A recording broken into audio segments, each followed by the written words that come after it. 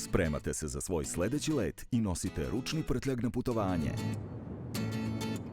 Evo kako najlakše i po pravilima da pripremite svoj ručni prtljag. Propisana težina prtljaga je do 8 kg, dužine 40, širine 20 i visine 55 cm, da bi mogao da stane u prtljažni prostor iznad vašeg sedišta.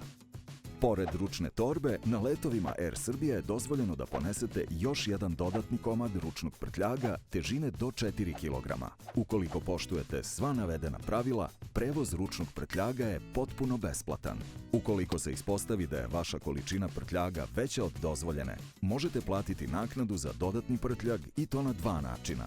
Plaćanjem na šalteru za prijavu, kao i Air Srbija Service Desku, ili na izlazu za ukrcavanje, odnosno gejtu. Plaćanje na izlazu za ukrcavanje vrši se isključivo kreditnom karticom.